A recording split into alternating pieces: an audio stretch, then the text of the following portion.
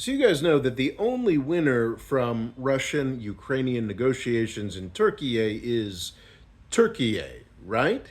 And I don't think that's such a good idea. It bothers me that Istanbul and Turkey, and Erdogan are centered as often in the Russia-Ukraine issue as they are. Now, there's no disputing that if the United States and Europe are going to continue prosecuting this war in Ukraine against Russia, then the Turkey is essential. There's no getting away from it.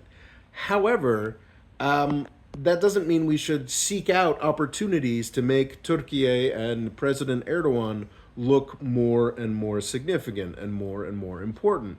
And that seems to be what the Trump administration is doing here with this making Zelensky and Putin meet in Istanbul, if this actually happens.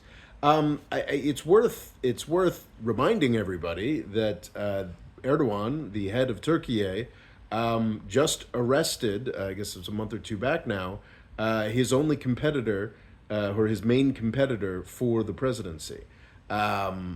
Turkey had been experiencing democratic decline for quite some time now, but this was a huge new step and is basically, and I say this as someone who's argued for a long time. No, no, no. Turkey might be a somewhat compromised democracy, like a lot of places, but it's still a democracy.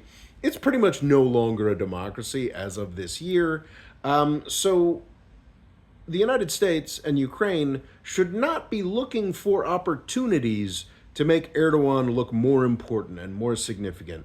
And holding these talks, if they are held in Istanbul, is an example of that. And I really don't expect, if these talks do happen, anything to come from them. The only thing that is going to come from them is a sort of marginal step up in the significance of Erdogan, and I think that's a pretty bad thing.